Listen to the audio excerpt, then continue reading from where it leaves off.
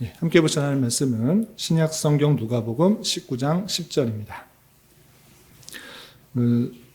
신약 성경 개관 누가복음 하는 날인데 누가복음의 주제라고도 할 수 있는 19장 10절 한 절 읽고 누가복음 개관 살펴보도록 하겠습니다. 누가복음 19장 10절 신약 성경 128면 전후를 보시면 되겠습니다.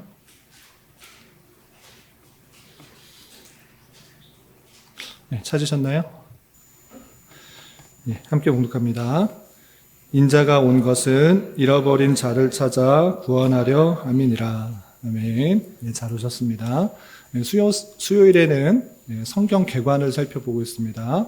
우리가 성경을 한 장 한 장 또는 한 절 한 절 내용을 살피는 것도 물론 중요하지만 전체 안에서 이 부분이 의미하는 것이 무엇인지를 제대로 이해하기 위해서 성경 개관의 시간을 갖습니다.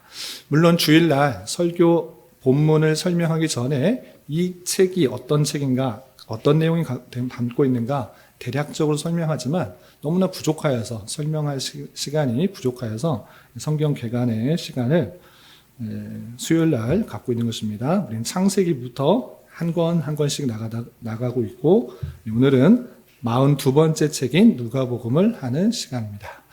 우리 지난 시간에는 41번째 책인 어떤 책을 살펴봤죠?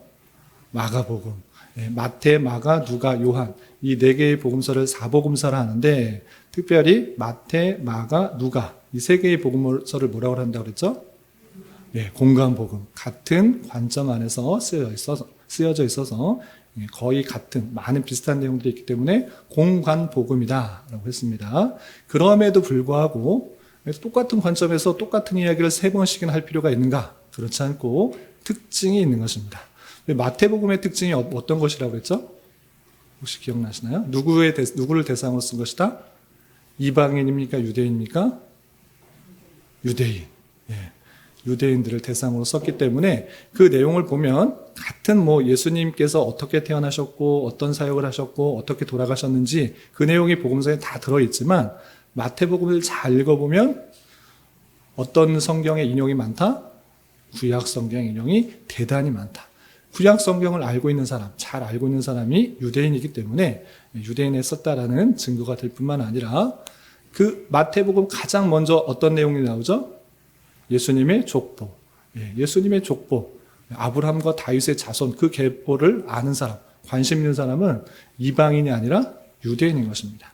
유대인들은 아브라함의 민족, 자신이 아브라함의 후손이다라는 것들을 알고 있고 특별히 다윗의 후손을 통해서 유대인의 참된 왕이 나올 것이라는 수많은 선지자들의 예언들이 있었기 때문에 그것을 알고 있었던 것입니다.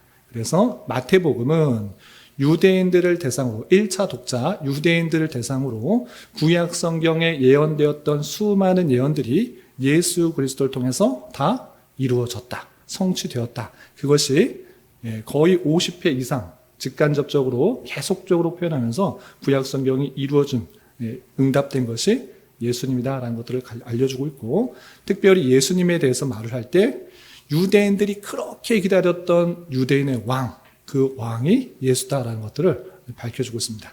그런데 한 가지 아쉬운 것은 유대인들의 왕, 다윗의 자손 유대인의 왕은 예루살렘에서 헤롯과 같이 큰 권세를 가지고 이 땅에서 통치할 줄을 알았지만 예수님은 이 땅에서의 왕이 되려고 한 것이 아니었다라는 그런 오해들이 있었다는 것들을 살펴보았습니다. 마태복음 특징은 유대인들을 대상으로 구약 성경의 내용들이 이루어졌다는 것을 밝혀줄 뿐만 아니라 예수님은 유대인의 왕, 만왕의 왕이라는 것들을 밝혀주고 있는 것입니다. 기억나시죠? 그리고 두 번째 복음서인 마가복음. 마가복음은 4개의 복음서 중에 가장 짧지만 거의 예수님의 그 사역들을 빠짐없이 기록하려고 노력한 그런 특징이 있습니다. 그런데 1차 대상이 유대인입니까? 이방입니까? 이방입니다. 마태복음은 유대인들이 썼다라는 다양한 특징들인데 마가복음은 유대인들이 대상이 아니라 1차 독자가 아니라 이방인이라는 것을 알 수 있습니다. 왜 그렇게 표현할 수 있느냐? 여러 가지 특징이 있는데 첫 번째로 유대인의 명절에 대해서 소개를 하고 있습니다. 이런 특성들이, 이런 명절에 유대인들이 이렇게 하더라라는 이야기들을 마가복음에서 발견할 수 있는 것입니다. 당연히 첫 번째 독자가 유대인이라면 그런 소개를 할 필요가 있습니까? 없습니까? 없습니다. 그런 소개가 있다라는 특징이 있고, 두 번째, 마가복음에는 아람어를 헬라어로 해석해서 표현해 준 것이 있습니다. 달리 다굼, 에바다, 엘리엘이 레마 사막다니, 이 말은 무슨 뜻이다 라고 번역을 해주고 있는 것입니다. 당시의 유대인들은 아람어를 쓰고 있었습니다. 당시의 유대인들, 그 지역에는 다 아람어를 쓰고 있는 것입니다. 아람어를 쓰고 있는 사람들을 해석해 줄 필요가 있습니까? 없습니까? 달리 다굼, 에바다, 엘리엘이 레마 사막다니, 이렇게 해놓으면 다 알아듣는 것입니다. 그런데 그것을 굳이 헬라어로 번역해 주고 있다는 것을 통해서 이것을 유대인들, 그 지역에 사는 사람들을 위해서 쓴 것이 아니구나. 1차 독자는 이방인들, 헬라 지역 또는 로마에 사는 이방인들에 대해서 위해서 썼다라는 것들을 알려주고 있습니다. 그리고 마가복음의 특징, 가장 많은 부분에 있어서 무엇을 설명하고 있습니까? 예수님의 고난. 예수님께서 얼마나 큰 고난을 당했는지 설명하고 있습니다. 물론 마태나 누가복음도 예수님께서 그냥 십자가에 달린 그 큰 고난을 당하셨기 때문에 많은 표현이 있습니다. 상당 부분 다른 복음서도 표현되고 있습니다. 그럼에도 불구하고 내용은 가장 짧은데 16장밖에 되지 않는데 대부분을 할애해서 예수님께서 고난받는 종의 모습으로 오셨다. 이것들을 강조하고 있습니다. 그래서 마태복음은 유대인의 왕으로서의 모습을 강조했다면 마가복음은 섬기는 종으로, 고난받는 종으로 모습으로 오셨다라는 것들을 강조하고 있습니다. 그리고 마태복음은 예수님께서 어떤 설교를 하셨는지 그 설교가 자세하게 나왔습니다. 근데 마가복음은 그렇게 되어 있습니까? 안 되어 있습니까? 안 되어 있습니다. 설교의 내용들보다는 예수님께서 어떤 사역들을 하셨는지 그 사역들을 간결하고 빠르게 기록하고 넘어가는 것을 볼 수 있습니다. 이런 특징이 있다는 것이고요. 오늘은 세 번째 복음서인 누가복음. 우리 지난주에 우리 이영재 원사님이 그러면 누가복음은 무슨 특징이 있습니까? 여쭤봤는데 제가 대답을 이번 주로 미뤘습니다. 오늘 어떤 특징이 있는지 살펴보도록 하겠습니다. 먼저 첫 번째 동영상 하나를 보고 아주 짧게 핵심적인 내용들이 다 요약됐기 때문에 이것만 잘 알아도 누가복음을 잘 소화할 수 있는 것입니다. 그런데 빠진 내용들을 보충하면서 여러분들 갖고 계신 교환의 내용들로 보충하고 더 구체적으로 설명하도록 하겠습니다. 내용이 그냥 쭉 지나가기 때문에 집중하지 않으면 이해가 안 될 수 있으니까 처음을 놓치면 그 뒤에까지 이해가 안 됩니다. 처음부터 집중해서 잘 봐주시기 바랍니다.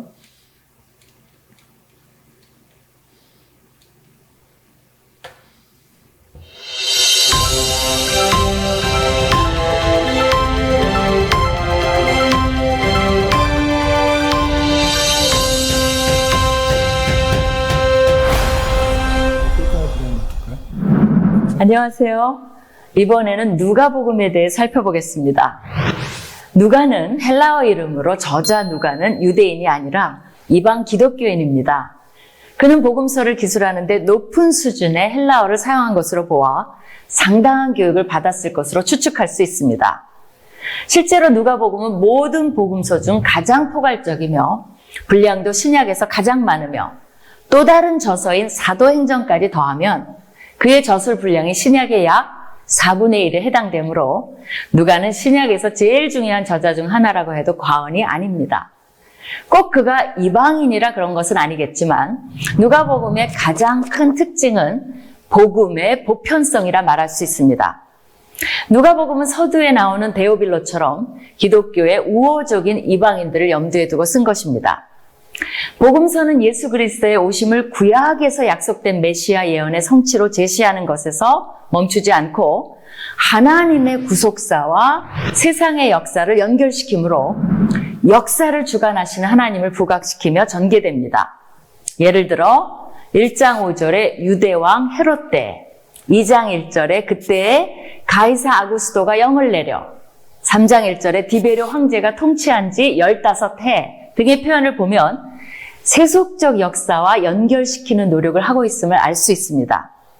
예수님의 족보를 기록할 때에도 마태복음 1장에 나오듯 아브라함을 귀결시키기보다는 아담에서 더 나아가 하나님과 궁극적으로 연결시킴으로써 그가 강조하고자 했던 보편성을 잘 담고 있습니다. 누가복음의 보편성은 유대인과 대조되는 개념인 이방인을 포함시키는 데 머물지 않습니다. 죄 지은 여인, 선한 사마리아인, 탕자, 세리 삭개오, 23장에서 예수님과 함께 십자가에 처형당했던 회개한 강도에 이르기까지 사회적 소외계층을 총망라합니다. 당시 남성보다 못한 취급을 받던 여성들이 특별히 부각되어 있는 것 또한 보편성을 잘 나타냅니다. 예수님의 탄생 이야기에 등장하는 마리아, 엘리사벳, 안나 등은 물론 7장의 나인성 과부, 8장에서 경제적으로 예수님과 제자들을 섬긴 여인들, 10장에서 만나는 마리아와 마르다 등 수많은 여인이 중심이 되어 당시 사회적 약자였던 여성을 향한 저자의 유별난 관심을 아낌없이 보여주고 있습니다. 다른 복음서와 비교했을 때 누가복음은 3가지 큰 특징이 있습니다. 첫째, 중요한 순간마다 기도하시는 예수님의 모습이 눈에 띕니다. 3장에서 요단강 세례 때, 5장에서 하루 일과 후, 6장에서 12제자를 택하시기 전, 9장에서 베드로의 고백과 자신의 죽음과 부활에 관해 말씀하시기 전, 변화산에서, 10장에서 70인의 전도 여행 보고 때, 11장에서 주기도문을 가르쳐 주시기 전, 22장의 겟세마네 동산에서, 23장에서 십자가 위에서 2번 기도하실 때 등 누가는 예수님을 기도하시는 분으로 묘사합니다. 그뿐 아니라 기도에 대한 2개의 비유도 누가복음에만 나오며 22장에서 예수께서 베드로를 위해 기도했다는 사실을 기록하고 있는 점 또한 다른 복음서와 차별성이 있습니다. 둘째, 성령의 역사가 강조된 측면입니다. 예수님의 탄생과 세례요한의 탄생, 예수님의 어린 시절을 설명하는데 성령의 역할이 특히 강조되어 있습니다. 어머니의 뱃속에서부터 성령 충만한 세례요한, 성령을 통한 마리아의 잉태, 엘리사벳의 고백, 스가랴의 세례요한 장명 등 모든 것이 성령님의 특별한 역사로 묘사되어 있습니다. 시므온은 죽기 전에 주의 구원을 볼 것을 약속받았는데 실제로 약속이 성취되는 것을 보게 하신 분도 성령이셨습니다. 또한 예수님은 성령에 의해 광야로 이끌리셔 시험을 받으셨고 그 후 성령의 능력으로 갈릴리에 돌아오셨다고 기록하고 있습니다. 보냄을 받은 70인 제자들이 돌아왔을 때 예수님은 성령으로 기뻐하셨고 승천하시기 직전 제자들에게 성령의 임재를 약속하십니다. 모든 일이 예외 없이 성령의 인도와 역사로 이루어지고 있습니다. 셋째, 예루살렘과 성전에 대한 강조 또한 간과할 수 없습니다. 9장에서 19장은 예수님께서 예루살렘으로 올라가기로 결심하시고 예루살렘에 도착하는 구조로 되어 있습니다. 이 부분을 예루살렘으로 가는 여정이라고 부릅니다. 다른 복음서와의 차별점이 유난히 많은 부분이기도 한데 예루살렘과 연계해 성전을 강조하고자 하는 누가의 의도가 드러납니다. 이러한 의도는 누가복음이 제자들이 예루살렘으로 돌아가 늘 성전에서 하나님을 찬송하니라로 끝나는 부분을 보면 잘 드러납니다. 마지막 부분은 누가의 2번째 저서인 사도행전의 시작과도 자연스럽게 연결됩니다. 누가는 기도와 성령과 하나님을 만나는 상징적 장소인 성전을 강조합니다. 누가복음을 통해 우리의 기도 생활과 성령의 역사하심과 하나님과의 교제와 교통하심이 충만하시기를 축원합니다. 예, 잘 보셨죠? 예, 짧게 아주 핵심적인 누가복음의 내용들을 요약해 주셨는데 거기에 나와 있는 중요한 내용들은 다시 한번 반복하고 빠져있는 내용들이 많이 있어서 보충하도록 하겠습니다. 교환을 보면서 설명하겠습니다.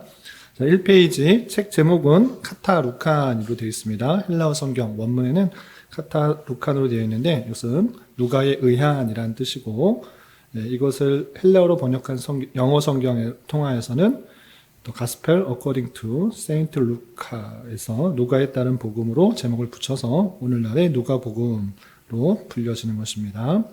그리고 기록자는 누가로 되어 있습니다. 예, 마태, 마가, 누가, 요한 이 네 개의 복음서 동일하게 그 기록자가 구체적으로 드러나 있을까요? 안 드러나 있을까요? 안 드러나 있습니다. 잘 보면 누가가 썼다, 요한이 썼다 이런 표현이 직접적으로 드러나지 않습니다. 근데 어떻게 누가복음이 누가가 썼는지하고 기록했다고 말할 수 있느냐 하고 할 수 있는데 다음과 같은 근거들이 있습니다. 첫 번째, 누가복음과 사도행전이 읽어보시면 같은 사람이 썼다라는 것들을 알 수 있습니다.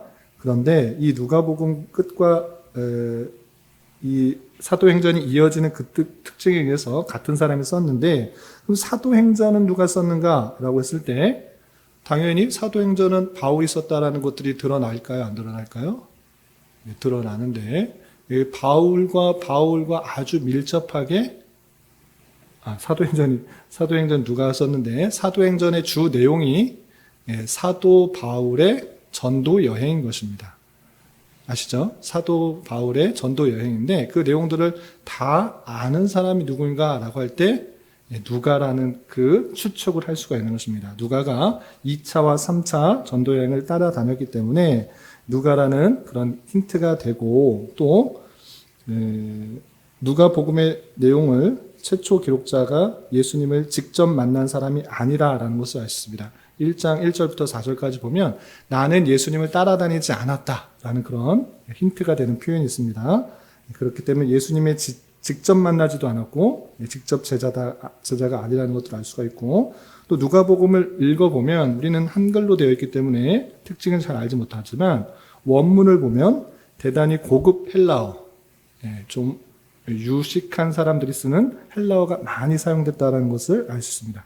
그리고 이 누가가 직업이 의사였다는 사실을 통해서 고급 헬라어를 쓸 수 있는 가능성이 많이 있다라는 특징이 있고 또 2세기, 3세기에 아주 가까운 사이에 이 기록은 누가라는 사람이 썼다라는 기록이 있는 것입니다. 그래서 전통에 의해서 다양한 증거들에 의해서 누가에 의한 복음서다 이렇게 불려주는 것입니다. 참고적으로 누가는 빛나다라는 뜻의 라틴어 루카누스, 루킬리우스의 약자로 쓰여 있는 그런 말이고 성경의 저자 중에 유일한 유대인이 아닌 안디옥 출신의 이방인입니다. 이것도 좀 독특하죠. 다른 거 뭐 구약 성경이나 신약 성경이나 대부분이 다 유대인들인데 이것 누가는 이방인이다라고 할 수 있습니다. 그 이름 자체에서 이방인의 이름을 갖고 있고 또 그런 특징들이 있는 것입니다. 그리고 기록 연대는 언제인가 정확하게는 알 수 없습니다. 물론 예수님께서 돌아가신 내용까지 다 있기 때문에 예수님의 죽음 이후인 것입니다. 그럼에도 불구하고 그 내용에 힌트가 될 수 있는 것 중에 몇 가지가 있는데 첫 번째 서기 70년에 예루살렘이 멸망하게 되는데 그 멸망의 내용이 있을까요? 없을까요? 없습니다. 그런 내용이 없기 때문에 70년 이전이다라는 것들을 알 수가 있고 그리고 누가복음과 사도행전이 이어지게 되는데 이 사도행전은 시작할 때 뭐라고 하느냐 이전에 썼던 편지에 대해서 말을 하고 있습니다. 그러면 누가복음이 먼저 쓰여진 것입니까? 사도행전이 먼저 쓰여진 것입니까? 당연히 누가복음이 먼저 쓰여졌고 사도행전이 나중에 쓰여진 것입니다. 근데 사도행전 내용으로 봤을 때 사도행전의 내용에 그 바울 사도가 여러 가지 고난을 당하지만 가장 심했던 핍박 중에 하나인 네로의 박해가 사도행전에 드러납니까? 드러나지 않습니까? 드러나지 않습니다. 그냥 감옥에 갇힌 것은 나오지만 네로에 의해서 아주 극악한 핍박을 받았다는 내용이 없습니다. 그렇기 때문에 사도행전도 네로 박해 이전에 썼다라는 것을 알 수 있습니다. 그러면 사도행전도 네로 박해 이전인 60년대 중반 이전, 60년대 초라는 것을 알 수 있고 그보다 먼저 쓰여진 누가복음은 당연히 50년대 말이나 60년대 초 이렇게 추측할 수가 있는 것입니다. 그래서 많은 학자들이 60년대 말에서 50년대 초 사도 바울이 전도여행을 다니고 고난을 받는 그 시점쯤에 누가복음을 썼다 이렇게 생각하고 있습니다. 그리고 3번이 중요합니다. 뒤에도 나오겠지만 누가복음의 가장 큰 특징 중에 하나는 이것을 누구에게 무슨 목적 때문에 썼는지가 구체적으로 밝혀졌습니다. 제가 아까 처음 시작할 때 마태복음은 누구를 위해서 또 무슨 목적을 위해서 썼다. 마가복음은 누구를 위해서 무슨 목적을 위해서 썼다. 이것을 이런 근거들 때문에 그렇게 생각할 수 있다라고 말했습니다. 그런데 누가복음은 그런 염려, 그런 열심히 연구할 필요가 없습니다. 이건 누구에게 무슨 목적을 썼다라는 것을 구체적으로 밝히고 있기 때문에 그렇습니다. 우리 성경 한번 찾아보도록 하겠습니다. 누가복음의 아주 중요한 특징이자 누가복음을 이해하기 위한 키포인트입니다. 1장 1절부터 4절까지 찾으셨나요? 누가복음 1장 1절부터 4절까지 말씀. 서문입니다. 누가복음. 다른 복음에서는 드러나지 않는 이 글을 누구를 위해서 무엇 때문에 썼는지를 밝혀주고 있습니다. 우리 1장 1절부터 4절까지 함께 읽어보겠습니다. 시작. 우리 중에 이루어진 사실에 대하여 처음부터 목격자와 말씀에 일꾼된 자들이 전하여 준 그대로 내력을 저술하려고 붓을 든 사람이 많은지라. 그 모든 일을 근원부터 자세히 미루어 살핀 나도 데오빌로 각하에게 차례대로 써보내는 것이 좋은 줄 알았노니 이는 각하가 알고 있는 바를 더 확실하게 하려 함이로라. 여기에 누가 무엇 때문에 썼는지 잘 나오고 있습니다. 보시면 내가 어떤 사람인가를 알 수 있는 힌트는 무엇이냐라고 하면 2절에 보면 처음부터 목격자, 예수님을 따라다니면서 목격한 사람들이 있는 것입니다. 그런데 그 사람들이 아니고 또 말씀에 일꾼된 자들이 전하여 준 그 내용들이 저술하려고 붓을 든 사람이 많은 것입니다. 예수님을 따라다니는 목격자가 있고 그 사람들이 전해준 것을 적으려는 사람들이 있습니다. 그런데 나는 그 사람도 아닌 것입니다. 그 3절을 보면 이 모든 일을 자세히 살펴본 나도 그 사람들과 좀 떨어져 있는 사람인 것입니다. 그래서 목격자도 아니고 전해준 내력을 저술하려고 붓을 든 사람이 많은데 그 사람도 아닌 것입니다. 그것을 다 지켜본 나, 그 모든 것을 지켜본 나다 이렇게 표현하고 있는 것입니다. 그런데 그 나는 누구에게 편지 쓰는 것인가? 데오빌로 각하에게 차례대로 써보내는 것이 좋은 줄 알았다. 나는 그 제3자인데 데오빌로 각하에게 이것을 다시 써보내주려고 한다라는 것입니다. 왜? 데오빌로에게 왜 이걸 또 다시 쓰느냐? 그렇게 붓을 든 사람이 많은데 왜 또 쓰고 있느냐? 4절이 아주 중요한데 이는 각하가 알고 있는 바를 더 확실하게 하려 함이다 라고 하는 것입니다. 데오빌로 각하가 어느 정도 아는 것입니다. 유대인들이 계속적으로 복음을 전하니까 예수님 믿는구나, 예수님이 왕이라고 하는구나, 구세주라고 하는구나 어렴풋이는 알고 있는 것입니다. 그런데 알고 있는 바를 더 확실하게 하기 위해서 저 기록자가 이렇게 편지를 쓴 것이다 이렇게 생각할 수 있는 것입니다. 그래서 다시 교환으로 돌아오시면 누가복음은 데오빌로라는 사람에게 알고 있는 바를 더 확실하게 하려고 썼다라고 구체적으로 기록되어 있는 것입니다. 그런데 이 데오빌로에게 존귀하신이라는 호칭을 쓰고 있고 각하라는 그런 호칭을 썼다라는 것을 통해서 높은 지위에 있던 사람이라는 것은 짐작할 수 있는데 그것이 정확하게 누구인지 세계사와 결합했을 때 정확하게 누구인지는 알지 못합니다. 그런데 높은 지위에 있는 사람이 예수 그리스도에 대한 사랑을 알아 하나님을 어느 정도 믿는 사람의 별칭이다라고 학자들은 생각합니다. 왜냐? 데오빌로 한글로서는 이게 무슨 뜻인지 전혀 알 수 없습니다. 그런데 이것을 헬라어로 보면 조금 이해할 수 있습니다. 무슨 뜻이냐? 데오빌로가 데오스 필레오라는 것입니다. 데오필로 그것은 데오스는 하나님이고 필레오는 사랑인 것입니다. 하나님을 사랑하는 각하라고 표현하기 때문에 직접적으로 그의 진짜 이름을 밝힌 것이 아니라 예수님을 믿고 하나님을 사랑하게 된 그 높은 지위에 있는 사람을 그냥 데오빌로라고 부른 것은 아닌가 이렇게 생각하는 것입니다. 그리고 두 번째 단락 보시면 누가복음은 1차적으로 로마에 대한 기독교의 변증이라고 할 수 있습니다. 데오빌로 각하에게 자세히 알고 있는 어렴풋이하는 것을 더 확실하게 알게 하려고 썼기 때문에 기독교는 이런 것입니다 라고 구체적으로 알려주기 위한 책이다 이렇게 생각한 것입니다. 그 사람들은 뭐 삶을 보거나 어떤 이야기를 듣거나 전해 듣거나 여러 가지 접했을 텐데 기독교는 이런 것입니다라고 더욱더 확실하게 알려주기 위해서 이것을 썼다. 그래서 데오빌로뿐만 아니라 로마 사람들에게 변증하는 것이다 라고 할 수 있는 것입니다. 그 힌트가 되는 그 내용도 있습니다. 어떤 특성이 있는가 보시면 두 번째 단락 두 번째 줄 보시면 본서에서 로마 백부장의 믿음을 칭찬하고 있는 것이나 예수께서 가이사의 것을 가이사에게 돌리라고 하는 것이나 빌라도가 3번 예수 그리스도에게 무죄를 발표한 것 등 이 누가복음에서는 이 로마에 관련된 것들을 호의적으로 표현하고 있다라는 특징이 있습니다. 참고해 주시기 바라고. 그리고 세 번째 달라 보면 1절부터 4절까지 보시면 데오빌로 한 사람에게 말한 것 같아 보이지만 확장해서 로마에 있는 많은 이방인들에게 알고 있는 바를 더 확실하게 하기 위해서 기록된다고 보는 것이 타당한 것입니다. 단순히 데오빌로 한 사람만 꼭 읽어야 된다 이것이 아니고 그렇게 데오빌로와 같이 어느 정도는 알지만 더 확실하게 알아야 될 사람들을 위해서 썼다 이렇게 보시면 되겠습니다.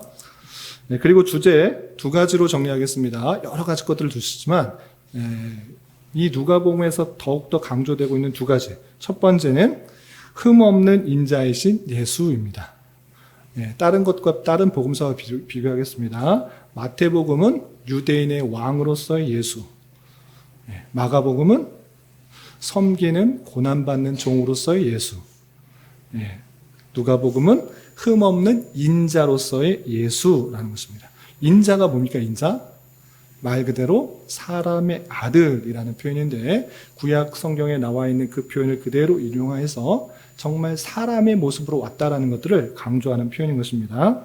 내용 보시면 누가는 그리스도의 본질의 인간적인 면을 강조하고 있다. 누가복음은 인간적인 면을 강조하고 있는 것입니다. 참고적으로 다음 주에 살펴볼 요한복음은 예수님의 인성을 강조하는 것이 아니라 신성을 강조합니다. 그 기원부터 해서 예수님께서 어떤 영적인 일들을 하셨는지 그 영적인 면, 신성을 강조하는데 누가복음은 반면에 인성을 강조합니다. 사람이다. 사람의 모습으로 오셨다라는 것들을 강조하는 특징인 것입니다. 즉 인자로서 사람의 아들로서 그리스도를 제시하는데 예수님은 인성을 가진 분으로서 여성과 아이, 소외계층에 대하여 관심이 많이 있으시며 그들을 동정하고 함께 하시길 위해 이 땅에 오셨다라는 것들을 강조하고 있는 것입니다. 이 특징들, 이 주제는 다음 근거를 가지고 설명할 건데 그 근거는 조금 이따 살펴보겠습니다. 자, 첫 번째 아주 중요한 것입니다. 1번 흠없는 인자로서의 예수를 가리키는 게 누가복음이다. 아시겠죠? 그 두 번째는 다른 복음서와 좀 많이 좀 겹치는 것이 있습니다. 두 번째는 온 세상의 구주 예수 그것을 밝혀주고 있습니다. 당연히 온 세상의 구주 예수도 아니냐라고 할 때 마태복음보다 더 잘 드러나 있다. 이렇게 생각하시면 되겠습니다. 마태복음 어떻습니까? 유대인들의 왕, 너희들 그렇게 기다렸던 왕, 아브라함의 자손, 다윗의 자손, 그 참된 왕, 이 세상을 온전히 통치할 왕, 그 왕으로서의 예수 그리스도를 보여주셨는데 물론 그 예수님께서 십자가에 달려 돌아가심으로 인류를 위해서 구세주를 보여주지만 그것은 유대인들에게 조금 더 집중이 되어 있다고 하면 누가복음은 온 세상에 확장되고 있는 것입니다. 그래서 누가가 그려주고 있는 그리스도는 주로 이스라엘의 메시아가 아니라 온 세상의 구주로서 예수 그리스도에 대해서 표현하고 있는 것입니다. 그래서 누가는 어느 한 민족에 속하는 그리스도가 아니라 여러 민족의 다양한 사람들을 위한 그리스도를 높이고 부각시키고 있다라는 특징이 있습니다. 즉 누가는 자신이 이방인이었지만 그리스도께서 이방인을 위하여 나타내신 각종 봉사, 관심을 어떤 다른 복음서의 기자들보다 더 자세히 다루고 있다라는 특징인 것입니다. 다른 데도 다루고 있으나 더 자세히 다루고 있는 특징이다. 이렇게 생각하시면 되겠습니다. 그래서 누가복음의 가장 큰 특징이자 주제는 첫 번째, 흠없는 인자이신 사람의 아들, 사람의 모습, 인성을 가지고 계시는 예수님을 강조하고 계시고, 또 유대인만이 아니라 온 세상을 위한 다양한 민족들에게 나타나셔서 구원을 베푸시는 그 모습을 다른 복음서보다 더 강하게 드러내고 있다. 이렇게 생각하시면 되겠습니다. 이것이 두 가지 특징, 여러분들이 돌아가실 때 요거를 알고 돌아가시면 되겠고, 이렇게 말할 수 있는 근거들 다음과 같이 설명하겠습니다. 2페이지 5번 보시면 누가복음의 특징이 있습니다. 이런 근거들 때문에 위와 같이 말할 수 있는데, 첫 번째, 그리스도의 완전한 인성을 강조하는 특징이 있습니다. 아까 주제가 흠없는 인자이신 예수 그랬잖아요. 이 누가복음은 어떤 특징이 있는가? 예수님의 어린 시절이 기록된 유일한 복음서입니다. 우리가 예수님께서 어렸을 때 일들 어디 나와 있는지 잘 몰랐잖아요. 마가복음에 있었나? 요한복음에 있었나? 마태복음에 있었나? 그것이 아니고 누가복음에 기록된 것입니다. 예수님의 성장 과정, 부모 밑에서 어떻게 했는지, 또 12살 때 성전에서 어떤 일이 있었는지, 어린 시절을 기록한 유일한 복음서. 예수님이 그냥 뚝 떨어진 것이 아니라, 족보만 아는 것이 아니라 어렸을 때 이러한 삶을 사셨다라고 그 인성을 강조하고 있는 것입니다. 그리고 예수님께서 어떤 것도 또 있는가? 두 번째 보시면 예수님께서 눈물을 흘리시며 간절히 기도하시는 그 사람의 모습, 감정을 갖고 있다. 성을 보면서 안타까우면서 눈물을 흘리고 또 인성을 가지고 계시기 때문에 그 십자가의 그 고난을 앞두고 간절히 기도하는 그 모습들을 강조하고 있는 것입니다.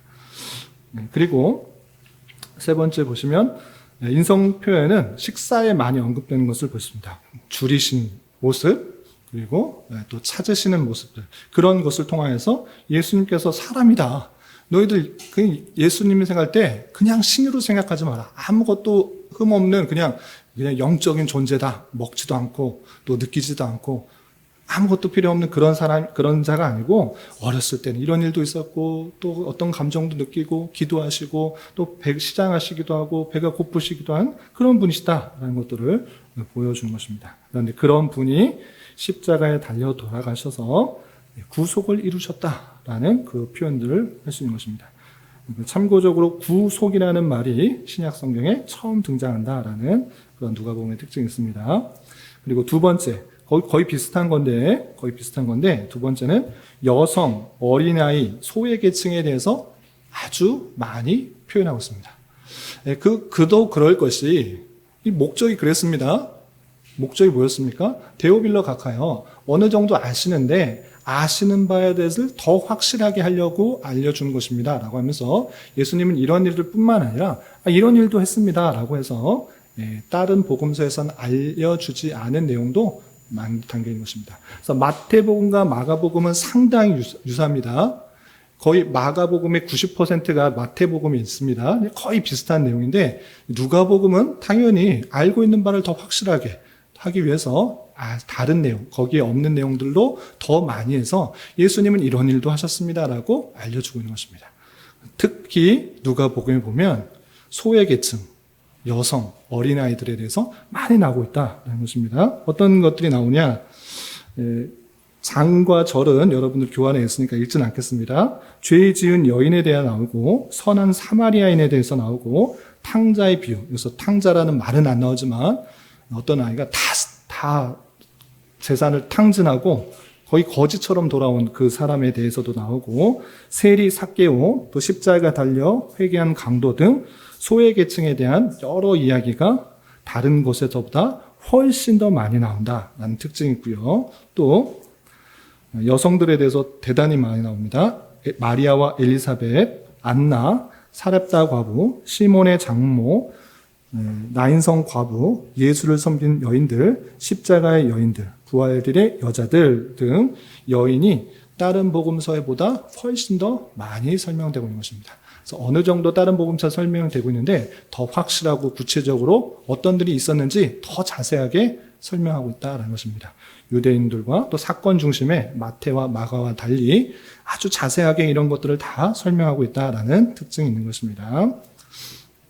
그리고 3번 보시면 기도, 아까 동영상에도 잠깐 소개됐는데 기억나실지 모르겠지만 다른 복음서에 보다 기도가 상당히 많이 강조됩니다.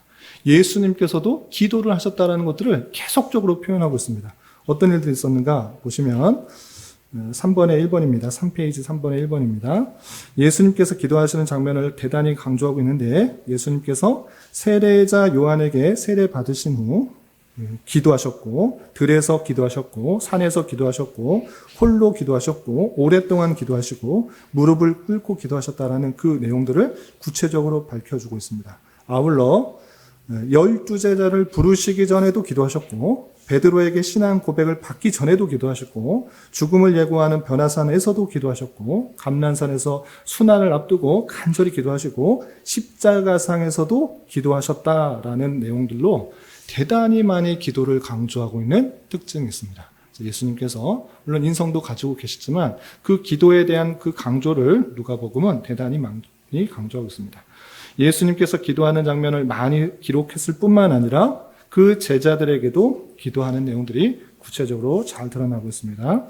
그래서 제자들이 매일 생활에 대한 염려와 이 세상에서 즐거움을 이기게 하는 것 할 때에도 기도를 강조하셨고 핍박과 고난을 이길 때에도 기도를 강조하셨고 기도하는 자만이 인자가 오실 때 합당하다라는 것을 강조하셨을 뿐만 아니라 제자들이 기도해야 되는 이유를 부활하신 예수께서 요구하셨기 때문에 마땅히 기도해야 된다라는 것들을 강조하고 있습니다. 그래서 제자들의 기도, 예수님의 기도가 누가복음에 많이 드러나고 있다라는 특징이 있습니다. 그리고 여러 가지 또 기타 특징이 있는데 몇 가지 또 특징을 보시면 아까 처음에 말씀드렸던 것처럼 누가복음에서만 다른 복음서는 없습니다. 서문이 있습니다. 이것이 어떤 내용을 담고 있고 수신자가 누구이고 또 작성 목적이 무엇이고 기록한 방식이 무엇인지 잘 설명되고 있는 것입니다. 이 서문을 통해서 이 전체 내용들을 아주 구체적으로 잘 이해할 수 있도록 하는 것입니다. 그런데 이 서문이 있음으로 말미암아 어떤 특징이 또 이어지는가 보시면 사도행전과의 관계를 밝혀주고 있다는 것입니다. 무슨 특징이 있는데 계속해서 목사님 사도행전을 말씀하십니까? 라고 하는데 여러분들이 사도행전을 처음을 안 보셔서 주의 깊게 안 보셔서 그냥 사도행전을 그냥 예수님의 제자들이 복음 전하는 내용들 이렇게 생각하기 쉬운 것입니다. 그러나 사도행전도 분명하게 서문이 이렇게 되어 있습니다. 한번 찾아보겠습니다. 사도행전 1장 1절부터 2절까지 신약성경 사도행전 1장 1절부터 2절까지 이 서문이 있음으로 말미암아 사도행전과 같은 기록자가 썼다라는 것을 알고 또 사도행전이 누가가 기록했기 때문에 누가복음도 누가가 기록했을 것이다라는 것들을 자연스럽게 중요한 근거로서 하나하나 들어지는 것입니다. 사도행전 1장 1절부터 2절까지 같이 한번 읽어보겠습니다. 시작.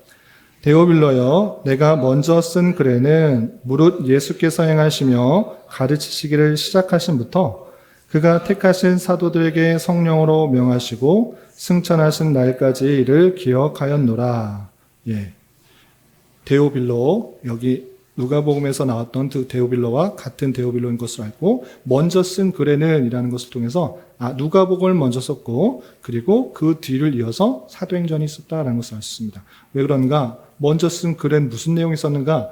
예수님께서 행하시며 가르치신 것부터 승천하신 날까지 이를 기록하였다 그랬는데 누가복음이 딱 그런 내용인 것입니다. 같은 기록자가 썼다라는 것을 분명히 알 수가 있다라는 특징이 있는 것입니다. 그리고 이 누가복음 서문을 통하여서 데오빌로 각하에게 썼다라는 것을 통해서 1차 독자가 각하, 데오빌로 각하, 높은 지위에 있는 사람이라는 것들을 알면서 그 데오빌로는 여느 사람들보다 시대적 관점이 분명한 것입니다. 그래서 이 누가복음을 보면 아주 독특한 특징이 있는데 그것은 무엇이냐? 시대를 명확하게 표현하고 있다는 것입니다. 예를 들면 1장 누가복음을 다시 돌아와서 1장 5절 보시면 유대왕 헤롯 때에라는 표현이 있습니다. 유대왕 헤롯 때. 이거는 뭐 다른 복음서도 있지 않습니까? 맞습니다. 이런 표현도 있습니다. 그런데 이 표현뿐만 아니라 누가복음 2장 1절을 보겠습니다. 누가복음 2장 1절 보시면 그때 가이사 아구스도가 영을 내려 천하로 다 호적하라 하였으니 라고 표현했습니다. 정확하게 그때는 언제인가? 가이사 아구스도가 영을 내린 때다. 명령을 내린 때다. 그 시점을 구체적으로 밝혀주고 있는 것입니다. 이 데오빌로 각하는 각하기 때문에 어느 정도 높은 지위에 있는 사람인 것입니다. 그래서 이 때를 말하면 헤롯 대왕 때 가이사 어거스트가 있을 때 딱 떠오르는 것입니다. 그때구나라는 것을 정확하게 아는 것입니다. 이뿐만 아니라 3장 1절에서도 이렇게 표현되고 있습니다. 3장 1절부터 2절까지 보시면 디베료 황제가 통치한 지 15해 곧 본디오 빌라도가 유대의 총독으로 헤롯이 갈릴리 분봉왕으로 그 동생이 빌립이 이두레와 드라고닛 지방으로 분봉왕으로 루사니아가 아빌레네의 분봉왕으로 안나스와 가야바가 대제사장으로 있을 때라고 말하면서 정확하게 분봉왕이 황제가 대제사장이 누구인지를 밝혀주고 있습니다.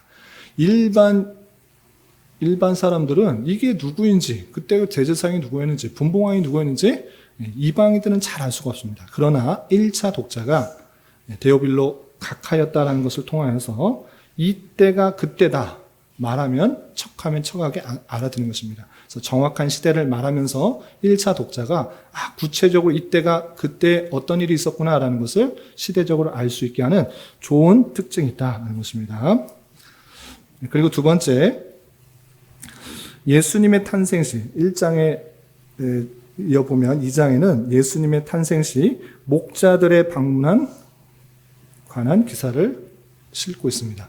이제 마태복음에서 우리가 읽어봤을 때 예수님이 태어나실 때 누가 왔죠? 동방박사. 동방의 박사가 왔습니다. 그런데 누가복음엔 동방박사가 왔다는 얘기 있습니까? 없습니까? 없습니다. 이 마태복음의 특징이 있는 것입니다. 유대인의 왕이라는 것들을 알려주기 위해서 그는 유대인의 왕으로뿐만 아니라 온 세계의 왕이기 때문에 동방의 박사들이 왕으로서의 모습으로 예우를 갖춰서 해보았다.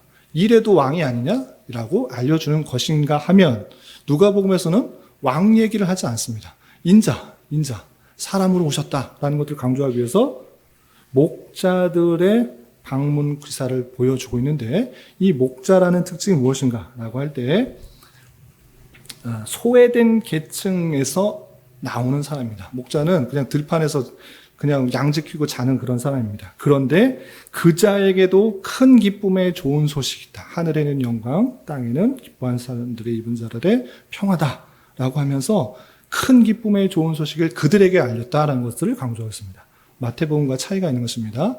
인자의 모습으로 오셔서 소외계층에게 목자들까지도 복음을 전하시는 그 사랑을 보여주고 있는 놀라운 특징이 있다는 것입니다. 마태복음의 성격과 누가복음의 성격이 다른 것입니다.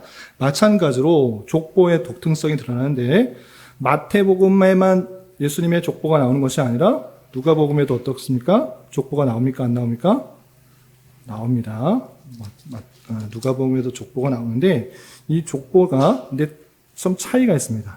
마태복음은 아브라함과 다윗의 족보다라고 해서 14대씩 끊어서 모든 사람들을 다는 것이 아니라 14대씩 끊어서 이런 사람들을 통하여서 예수님께서 오셨다라는 것들을 밝혀주고 있습니다. 그래서 유대민족은 아브라함의 족속이라는 그런 정체성과 자긍심이 있기 때문에 아브라함까지 얘기하는 것인데 나머지 이방 사람들은 아브라함과 별로 관련이 없는 것입니다. 아브라함 족속 아닌데 우리는 유대인 아닌데 별 관심이 없는 것입니다. 그렇기 때문에 누가복음은 당연히 아브라함에 그치는 것이 아니라 최초의 사람 아담 그리고 그 더 위에 하나님까지 올라가고 있는 놀라운 특징이 있다. 그래서 하나님으로부터 아담으로부터 온 세계에 미치는 그 영향을 보여주고 있는 특징이 있다라는 것입니다. 그리고 네 번째 특징, 예루살렘과 성전을 강조하고 있습니다. 누가복음 다른 복음서와 비교할 때 상대적으로 예루살렘을 더 많이 강조하고 있습니다. 어떻게 그렇게 말할 수 있느냐? 첫 번째, 첫 장면이 예루살렘 성전에서 시작하고 끝날 때도 예루살렘 성전으로 끝납니다. 그리고 두 번째, 아기 예수님께서 예루살렘을 방문했던 그런 내용이 나오고, 또한 아기 예수님이 예루살렘 들려간 것을 나오고, 또 소년 예수께서 예루살렘을 방문한 것을 기록하고 있고, 또 예수님의 목적지가 예루살렘이라는 명시적인 표현들이 있습니다. 뒤에 다시 한번 설명하겠지만 이 누가복음의 기록 특징 중에 하나는 무엇이냐? 다른 것도 비슷하지만 예수님께서 마지막에 예루살렘으로 가는 그 장면을 그린 것입니다. 예루살렘 밖에서 점점점 예루살렘을 향하여 그리고 예루살렘으로 가셔서 십자가에 달려 돌아가셨다. 이것을 더욱더 밝히고 있는 것입니다. 물론 마태, 마가, 누가도 예수님께서 마치 예루살렘 성에 한 번 올라간 것처럼 기록해 놨습니다. 마태, 마가, 누가는 공간 복음이기 때문에 그 초점이 그냥 예수님의 사역을 마지막을 두고 한 번 올라간 것처럼 했습니다. 그러나 실제적으로 예수님의 시간 순으로 사역을 하게 기록한 요한복음은 예수님께서 성전을 몇 번 가신 것으로 되어 있을까요? 3번 간 걸로 되어 있습니다. 왜 이게 틀리냐? 관점이 다르기 때문입니다. 누가복음도 예수님의 그 마지막 예루살렘에 들어가서 십자가에 달리는 사역을 마지막으로 들었기 때문에 그렇게 표현하는데 중요한 것은 다른 성경에서는 예루살렘을 말하지 않습니다. 그러나 누가복음은 4번씩이나 예루살렘을 가는 도중에 이렇게 예루살렘을 계속하게 밝히고 있다는 것입니다. 그래서 예수님께서 오신 것은 예루살렘을 가셔서 왕되려고 하신 것이 아니라 십자가 달려 돌아가신 것이라는 것을 밝히기 위해서 마태, 마가, 누가, 특별히 누가는 예루살렘이라는 표현을 강조하고 있다는 것이고요. 그리고 예수님의 승천 시에 제자들에게 예루살렘을 떠나지 말라라는 표현이 누가복음에 등장합니다. 또 예루살렘이라는 단어가 복음서들 중에 가장 많이 사용되고 있습니다. 곳곳에서 예루살렘이라는 단어가 누가복음에 가장 많이 사용되고 있는 것입니다. 그리고 참고적으로 누가복음에 이어서 사도행전을 두 번째 편지로 쓰고 있는데 사도행전에서도 마찬가지인 것입니다. 사도행전에서도 예루살렘을 중심으로 복음이 퍼져나가고 있다는 것을 보여주고 있습니다.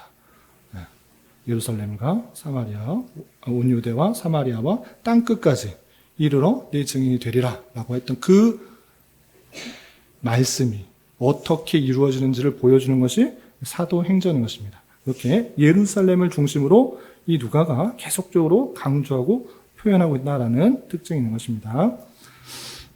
그리고 5번째 보시면 의학 용어가 많이 사용됩니다. 다른 성경에서는 잘 나오지 않는 중한 열병이다, 또 나병이다, 혈루증이다, 또 귀를 만져 낫게 하셨다라는 그런 의학적 용어가 많이 사용된 것을 볼 수 있습니다.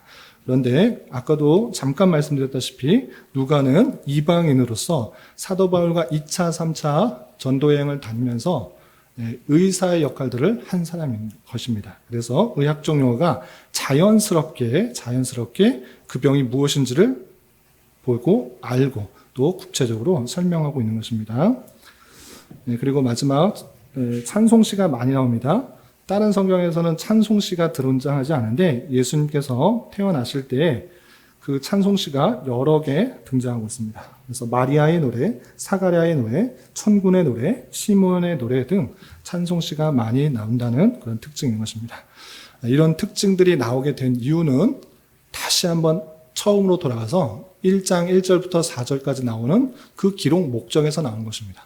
데오빌로 각하가 어느 정도 아는데 알고 있는 바를 더 확실하게 하기 위해서 더 구체적인 사실들을 더 자세하게 설명해 줌으로 말미암아 인간 예수로서 신으로서 그냥 잠시 신이 사람처럼 오신 것이 아니라 실제 감정을 느끼고 또 사람처럼 모습을 다 가지고 어렸을 때 이런 일도 하셨고 그리고 시장하시기도 하고 느끼시기도 하고 또 돌아가시기도 한 그 모습들 인간과 똑같은 과정을 거쳤고 특별히 소외자, 연약한 어린이들 또 여자들 그 관심을 가지며 그 사람들에게도 그 구원을 잘 전파했던 그 그 분이 온 세상의 구세주인 예수 그리스도시다라는 것들을 더 확실하게 알려주게, 더 가장 많이 4개의 복음서 중에 가장 분량이 많게 자세하게 다른 성경에 없는 구체적인 내용들이 더 많이 들어있게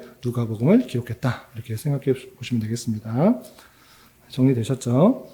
마지막 내용과 구조 보고 마치겠습니다. 공간복음의 공통된 구조는 마태, 마가, 누가의 공통된 구조가 있습니다. 어떤 구조냐? 첫 번째, 요한의 세례가 나오고, 두 번째, 갈릴리 사역이 나오고, 세 번째, 유다와 예루살렘 사역이 나오고, 네 번째, 예루살렘 성으로 들어가셔서 죽으시고 부활하시는 구조가 있습니다. 이 4가지 공통적인 내용이 순서대로 나오기 때문에 공간 복음이라고 하는 것입니다. 마태, 마가, 누가, 누가는 이 3개의 복음서는 똑같이 이렇게 되어 있습니다. 그런데 마태복음은 태어나실 때 누구의 족보를 통해서 오셨는지와 왕 되신 그 모습을 축하하시기, 예배드리기 위해서 동방의 박사가 왔다는 것이 앞에 첨가되었고, 누가복음은 왕으로서의 모습이 아니라 정말 낮은 사람의 또 천한 사람들까지 복음을 전파하시기 위해서 오셨다는 것들을 강조하기 위해서 목자들에게서 나타나셨다. 천사가 목자에게 와서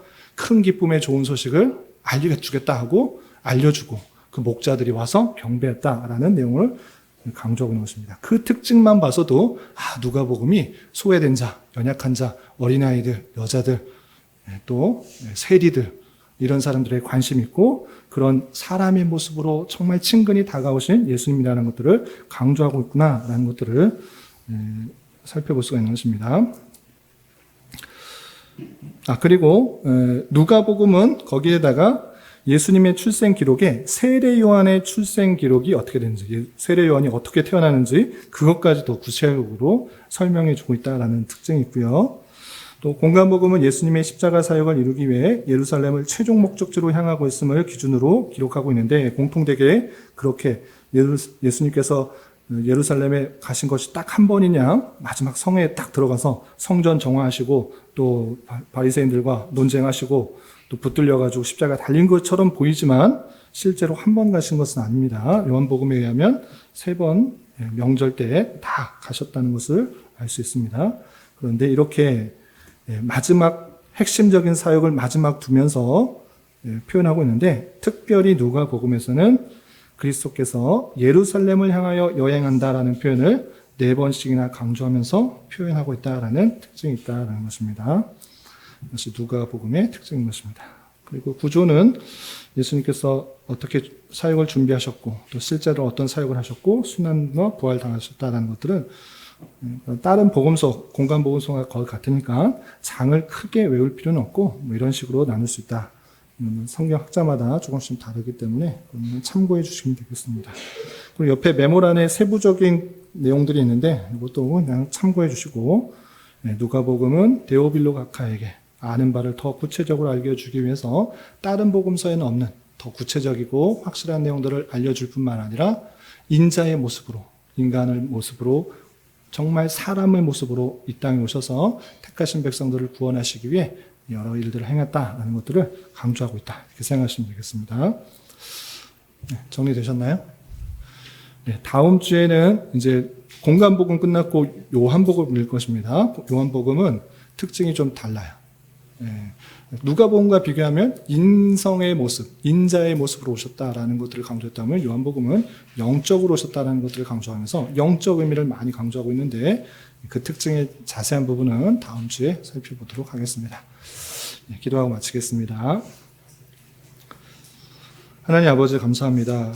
오늘 누가복음의 개관을 통하여서 이미 마태와 마가복음을 통해서 예수님께서 어떤 분이신지를 어느 정도 알 수 있지만 또 누가복음을 통하여서 알고 있는 바를 더욱더 구체적으로 잘 깨달아서 인자로 오신 사람의 모습으로 오신 그분께서 정말 낮고 천한 모습으로 이 땅에 오셔서 연약하고 힘든 인생들 그 모든 감정들을 느끼시고 또 아시며 그들을 위하여서 십자가에 달려 돌아가셨다는 사실들을 또 밝히는 모습을 깨달았습니다.